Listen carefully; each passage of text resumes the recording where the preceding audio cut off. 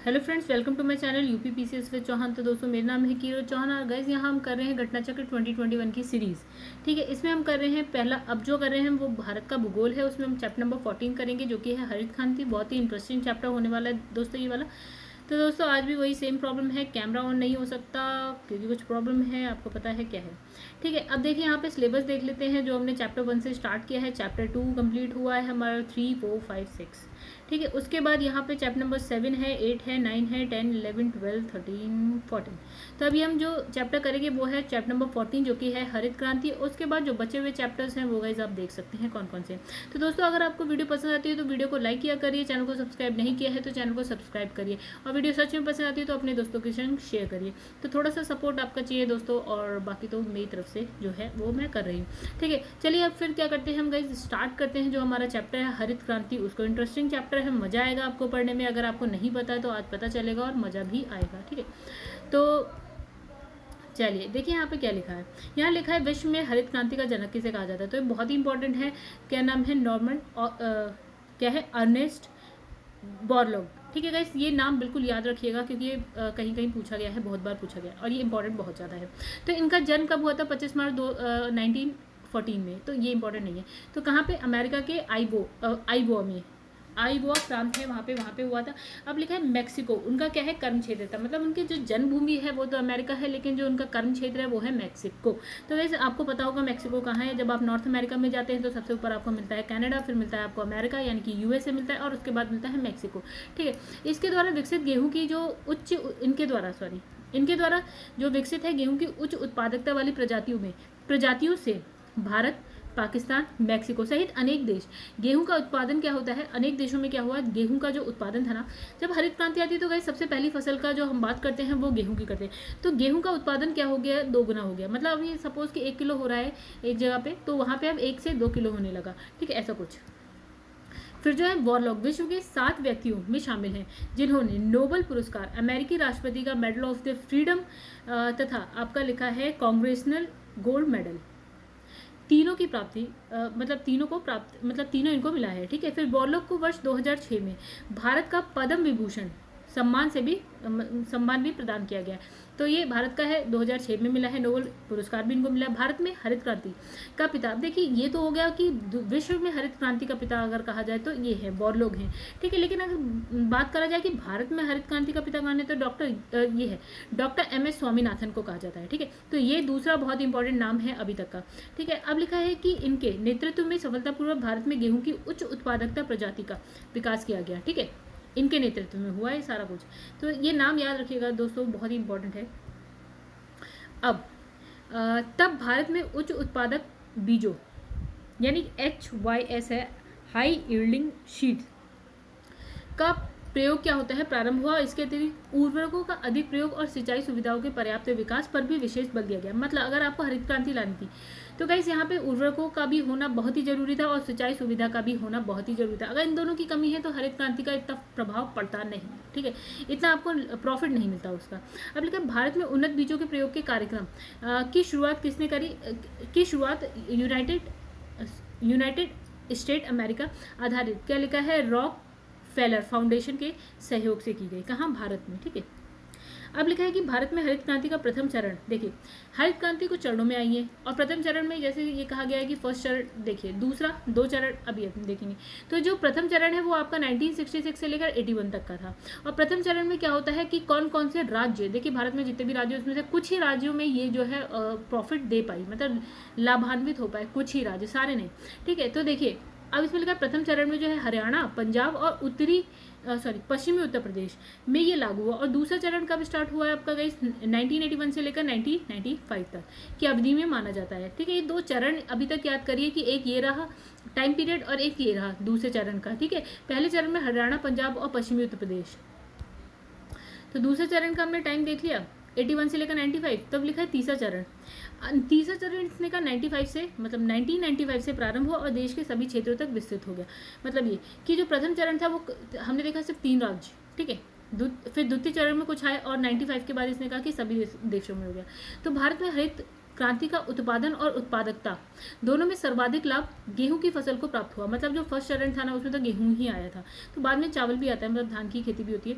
अब इसमें लिखा है कि जो हरित क्रांति के प्रारंभ से पूर्व देश में जहां 12.9 मिलियन टन गेहूं का उत्पादन हो रहा था, मतलब हरित क्रांति से पहले। अब यहाँ लिखा है प्रारंभ से, ठीक है। अब इसमें लिखा है कि 2001 में ये कितना हो गया, देखिए 69.68 मिलियन टन हो गया। और 2018 की बात करें तो यहाँ और बढ़ गया, ये उत्पादन जो है बढ़ गया, 102.2 मिलियन टन हो गया, ठीक है। अब ये वृद्धि मुख्यतः प्रति हेक्टेयर उपज में वृद्धि के कारण हुई। अब लिखा है कि तो गाइस ये इतना ऐसा याद करने की जरूरत नहीं है आपको ये आंकड़े, ठीक है। नहीं ऐसा कोई पूछेगा कि 2001 में कितना हो गया या 2018 में कितना हो गया, चलिए बस ये आपको पता चलना चाहिए कि किस हिसाब से ये बढ़ गया है, ठीक है।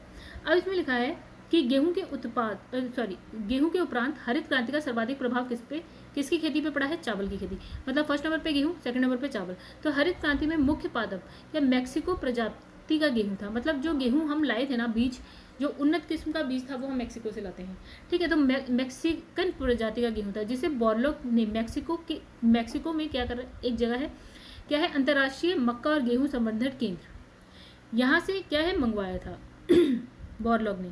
फिर लिखा है 2018-19 चतुर्थ अग्रिम अनुमान तक हरित क्रांति के फलस्वरूप गेहूं की पैदावार प्रति हेक्टेयर कितनी हो गई, 3507 किलोग्राम प्रति हेक्टेयर तक पहुंच गई। तो कहाँ से हम शुरू हुए, 12 मिलियन टन से, और फिर आपका 69 मिलियन टन, 102 मिलियन टन, यहाँ पे 3507 किलोग्राम हो गया। अब इसमें लिखा भारत ने वर्ष 1965 के बाद उच्च उत्पादन देने वाली किस्मों के बीजों, उर्वरक, सिंचाई तकनीकी प्रयोग को बढ़ावा देना, ग्रामीण विद्युतीकरण, कृषि उत्पादों की बाजार तक पहुंच सुनिश्चित करने के लिए ग्रामीण सड़कों, विपणन कार्य को बढ़ावा देना, ठीक है, ही हरित क्रांति का के नाम से जाना जाता है। मतलब हरित क्रांति में ये नहीं है कि आप उच्च गुणवत्ता वाले बीज ले आए, नहीं, उसके साथ आप बीज तो चाहिए थे हमको, उसके बाद आपको उर्वरक भी चाहिए बहुत सारा, ठीक है, उसके बाद आपको सिंचाई सुविधा भी चाहिए। अब आपको क्या है तकनीक भी चाहिए, आपको लेटेस्ट जो तकनीक आ रही है वो चाहिए। जैसे इसमें आपको जैसे ग्रामीण विद्युतीकरण पहले नहीं था, फिर उसके बाद आया, ठीक है। जो है कृषि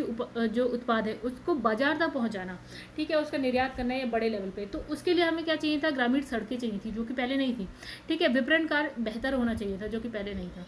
तो ये सारी चीज़ें जो हरित क्रांति का जो प्रॉफिट है ना उसको पाने के या हरित क्रांति से जो लाभ मिलना है, तो उसके लिए ये सारी चीज़ें बहुत ज़रूरी थी।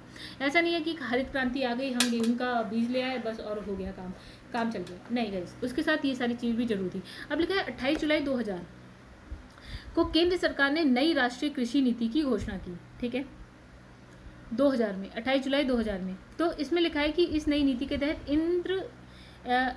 इंद्रधनुषी क्रांति की परिकल्पना प्रस्तुत की। अब गाइस ये इंपॉर्टेंट है, आप ये याद रखिएगा, इंद्रधनुषीय क्रांति। देखिए इंद्रधनुषीय क्रांति क्यों बोला, क्योंकि देखिए इंद्रधनुष आप देखते हैं तो उसमें बहुत सारे कलर होते हैं, एक से ज़्यादा 7 कलर होते हैं।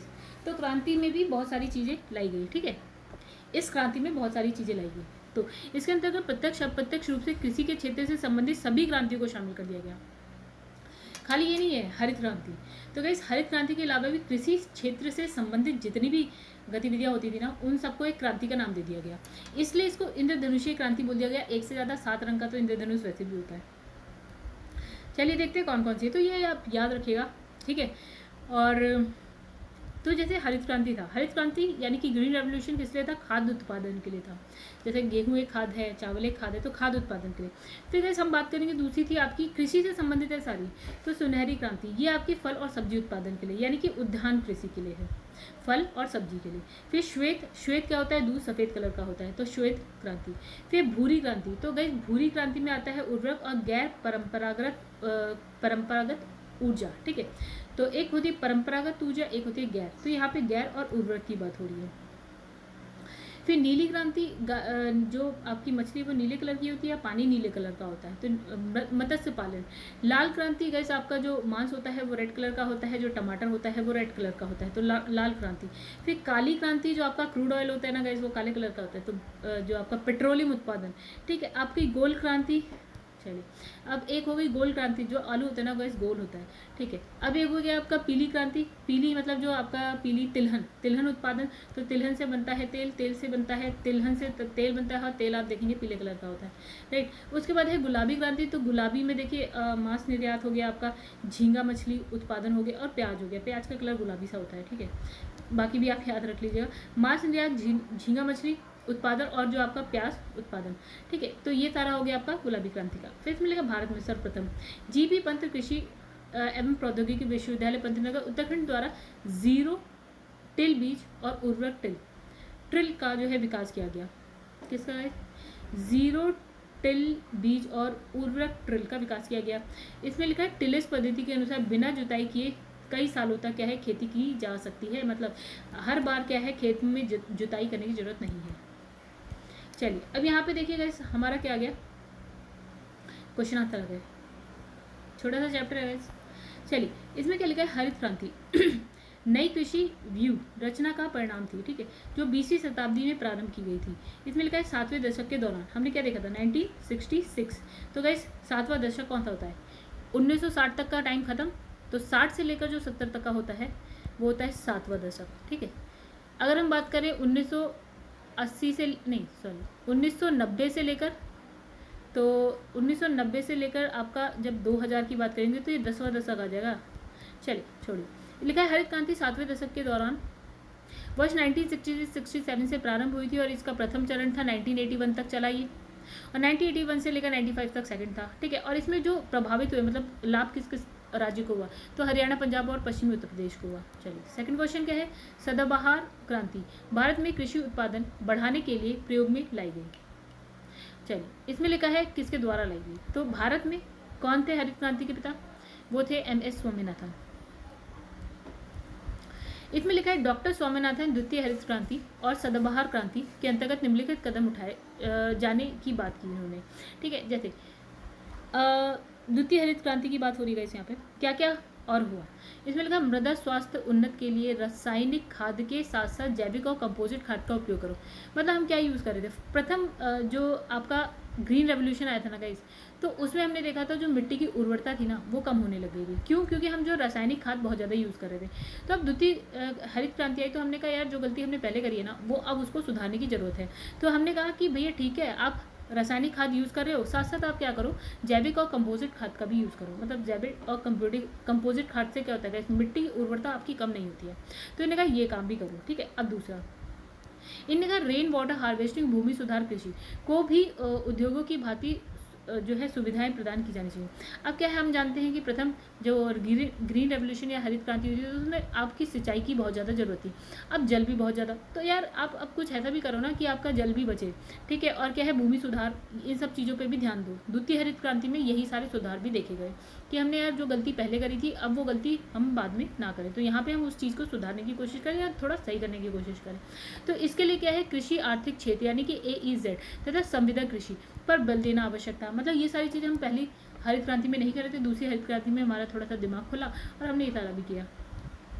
फिर लिखा है यहाँ पे लिखा है बॉर्लो जो हरित क्रांति के जनक माने जाते हैं, कौन से देश थे, हमने कहा था इनकी जन्मभूमि अमेरिका थी लेकिन इनकी जो कर्म भूमि थी वो मैक्सिको थी। तो गाइस देखिए क्या लिखा है USA। तो गाइस ये है आपका, ये आप खुद पढ़ लीजिए, पूरा का पूरा वही सेम टू सेम लिखा हुआ है, इसमें कुछ नया नहीं है। चलिए आगे बढ़ते हैं। यहाँ पे देखिए लिखा है R का मतलब होता है रिपीट, यानी क्वेश्चन हो गया रिपीट, ये भी आप पढ़ लीजिए। तो इसके बाद आते हैं आगे, हरित क्रांति से गहरा संबंध रहा, किसका रहा भैया, तो है भारत में हरित क्रांति के पिता डॉक्टर स्वामीनाथन। चलिए उसके बाद आगे बढ़ते हैं, लिखा है हरित क्रांति से अभिप्राय है, क्या है, इसमें लिखा है उच्च उत्पादक वैरायटी प्रोग्राम, यानी जो बीज होते हैं ना वो हाई यील्डिंग शीड्स थे यानी कि बीज थे। अब इसने लिखा जो प्रथम हरित क्रांति भारत में मतलब स्टार्ट हुई है वो 1966-67 से हुई है, जब भारत में उच्च उत्पादक बीज का प्रयोग प्रारंभ किया गया। इसके अतिरिक्त उर्वरकों का अधिक प्रयोग, सिंचाई सुविधाओं का विकास हुआ है, इन सब चीज़ों पे बल दिया गया। और भारत में उन्नत बीजों के प्रयोग के कार्यक्रम यानी कि हाई यील्ड जो आपका शीड्स हैं, तो उन्नत बीजों के जो प्रयोग है उसके कार्यक्रम की शुरुआत संयुक्त राष्ट्र अमेरिका आधारित क्या नाम है आपका रॉकफेलर फाउंडेशन की सहायता से की गई। आगे हरित क्रांति संबंधित है, किससे संबंधित है, गेहूं उत्पादन से। तो गेहूं मतलब क्या है, अनाज, अनाज वनाज से, ये तो गाइस इसमें देखो तिलहन नहीं, मोटे अनाज। तो यहाँ पे गेहूं उत्पादन से फिलहाल जो स्टार्ट हुआ था वो गेहूं से हुआ था। तो ये उन्नत बीज आया और गेहूं का उत्पादन क्या होता है, 2 से 2.5 गुना हो गया। मतलब अगर जितना भी होता था 100% होता था वो 200% हो गया। फिर चलिए इसमें लिखा है निम्नलिखित फसलों में से किसे हरित क्रांति का सर्वाधिक लाभ उत्पादकता दोनों में हुआ। मतलब सर्वाधिक लाभ उत्पादन उत्पादकता दोनों में हुआ किसे, तो गेहूं को हुआ था। गेहूं सबसे पहले आया था, गेहूं को ही हुआ था। इसमें लिखा है स्वतंत्रता प्राप्ति के बाद भारत में सर्वाधिक प्रगति की है।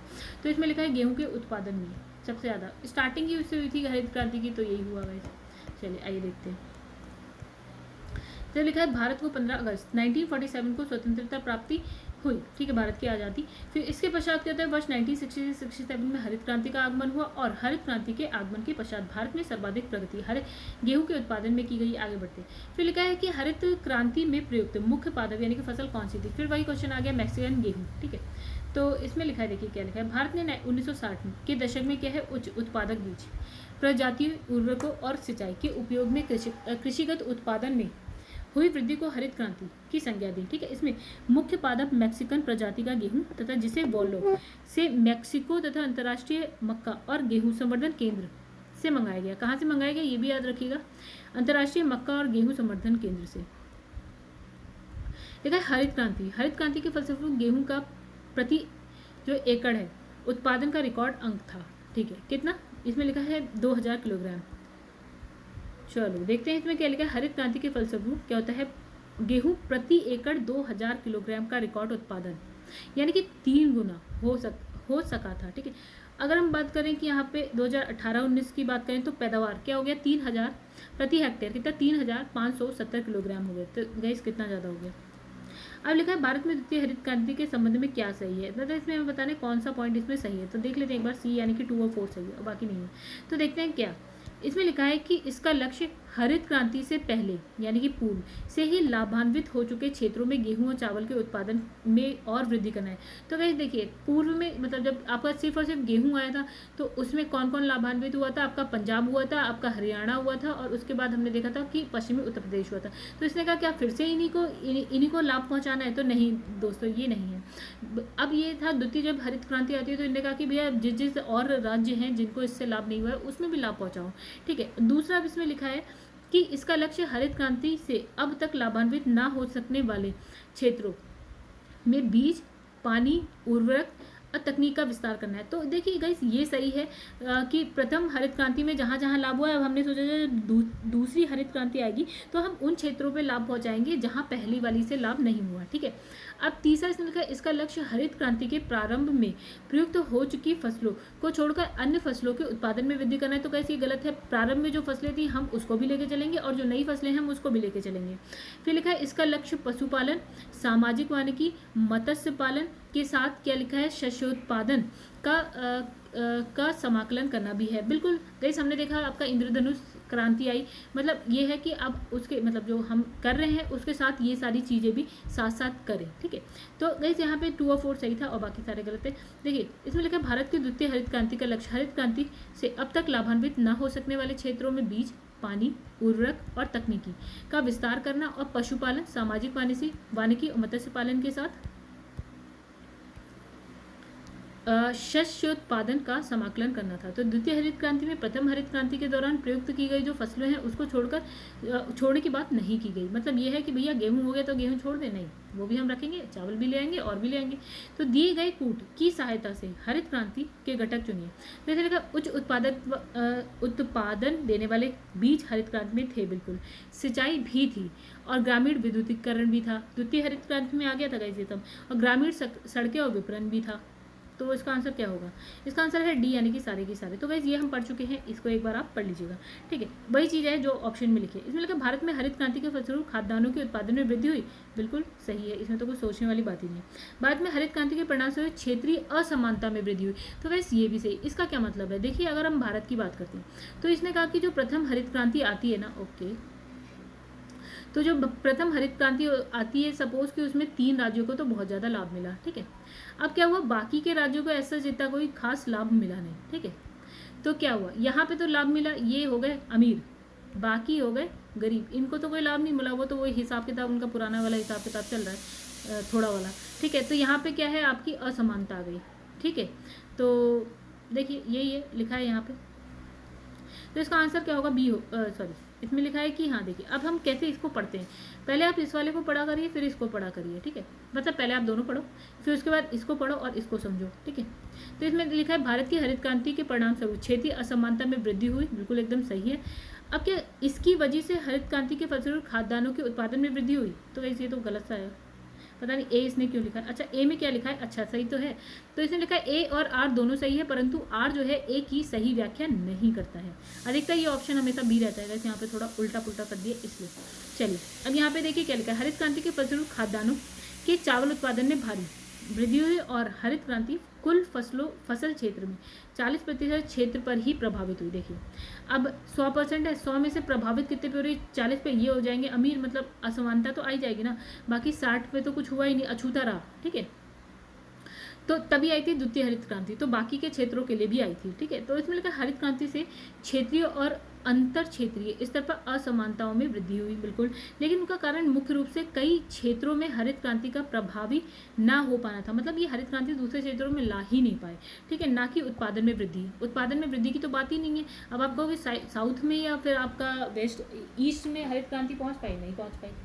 फिर लिखा इंद्रधनुषीय क्रांति का संबंध है, किससे है भैया, तो गाइस हरित क्रांति भी है उसमें, नीली क्रांति भी है, श्वेत क्रांति भी है और उपरोक्त सभी सारी हैं। चलिए तो इंद्रधनुषीय क्रांति में गाइस कौन कौन सी आती है, देखिए यहाँ पे क्या लिखा है, 28 जुलाई 2000 को केंद्र सरकार ने नई राष्ट्रीय कृषि नीति की घोषणा की, ठीक है।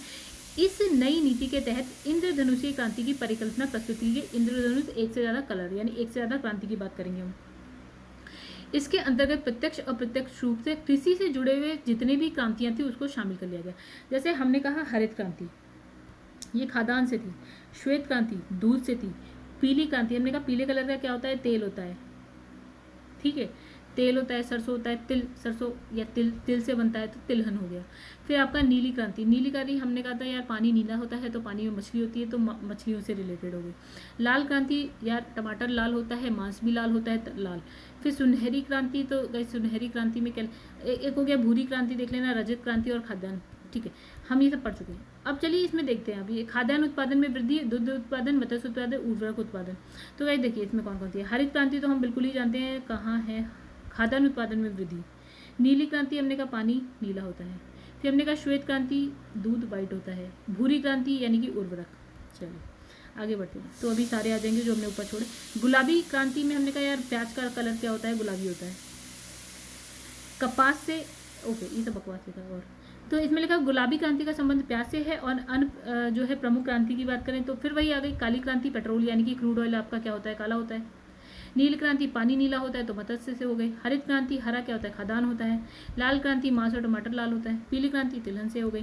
फिर लिखा है काली क्रांति फिर क्रूड ऑयल से हो गई यानी कि कोयला, नहीं कच्चा तेल, क्रूड ऑयल, ठीक है। आगे बढ़ते हैं। फिर यहाँ लिखा है सुनहरी क्रांति क्या होता है भैया, सुनहरा। तो सुनहरा गाइस वैसे तो सुनहरे में कुछ नहीं था, ऐसे खाद रिलेटेड था ये, ठीक है। तो इसने कहा कौन सा सही नहीं है, तो भैया उद्यान कैसे हो सकता है सुनहरी में, तो खाद से रिलेटेड है, ठीक है। अब इसने कहा कि कौन सा सुमेलित नहीं है यानी कि कौन सा सही नहीं है, तो गाइस जो सुनहरी क्रांति है वो हमारी किससे, उद्यान से, सॉरी, ठीक है। और जो सफ़ेद है वो आपकी दुग्ध से है। नीली आपकी नीला पानी होता है तो ये तो गलत है गाइस। हरित क्रांति कृषि से, बाकी सही है। और सी गलत है और बाकी सब सही है। चलिए आगे बढ़ते हैं। निम्नलिखित में से कौन सा एक, अच्छा सी क्या लिखा है, नीली क्रांति, ओके हमने देख लिया। फिर लिखा निम्नलिखित में से कौन सा एक भारत की नीली क्रांति से संबंधित है, तो फिर से वही वाली मत्स्य। चलिए भारत की नीली क्रांति से संबंधित क्या है, मत्स्य पालन। इसकी शुरुआत क्या है, 5वीं पंचवर्षीय योजना। तो गाइस कितने 5 प्लान्स थे और उसके बाद क्या होता है, नीति आयोग आ जाता है। तो 12 5 प्लान्स थे, उसके बाद क्या आ जाता है, नीति आयोग आ जाता है। 2015 में आता है, 1 जनवरी 2015 को। तो ये हम कौन सी मत्स्य क्रांति कब आती है, आपकी 5वीं पंचवर्षीय योजना में, जब केंद्र सरकार ने फिश फार्मर्स डेवलपमेंट एजेंसी की शुरुआत की और इस क्रांति के द्वारा मत्स्य उत्पादन में तीव्र बढ़ोतरी हुई। तो गाइस यहाँ पे देखिए मैंने लिखा है 20 यानी कि क्वेश्चन नंबर 20 और ये बराबर ही है, एक ही है मतलब। जीरो टिल बीज और उर्वरक ड्रिल विकसित किया गया। जीबी पंत कृषि और प्रौद्योगिकी विश्वविद्यालय पंतनगर, यानी कि आपका ये कहाँ मिलेगा गाइस, ये मिलेगा आपको पंतनगर में, और पंतनगर का है उत्तराखंड में, ठीक है, जहाँ मेरा घर है।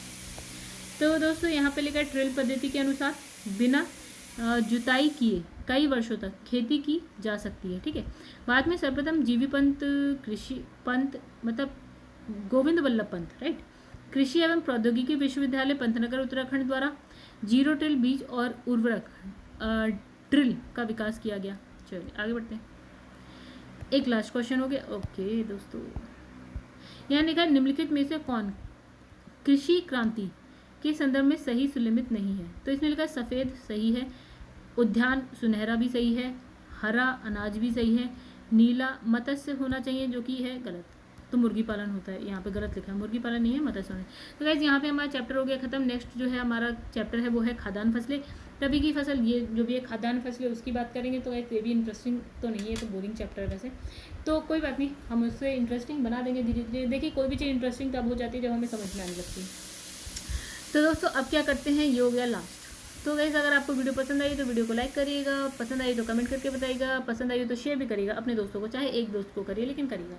ठीक है, और जिसने भी चैनल को सब्सक्राइब नहीं किया है गाइस कर लीजिएगा, जो पुराने हैं उन्होंने कर लिया हुआ, जो नए हैं जिन्हें नहीं पता अभी इस चैनल के बारे में, इन वीडियोस के बारे में, तो एक दो वीडियो देखिए, पसंद आए तो बिल्कुल चैनल को सब्सक्राइब करिएगा गाइस। मेरा जो चैनल है वो है #UPPCS with Chauhan for all government exams.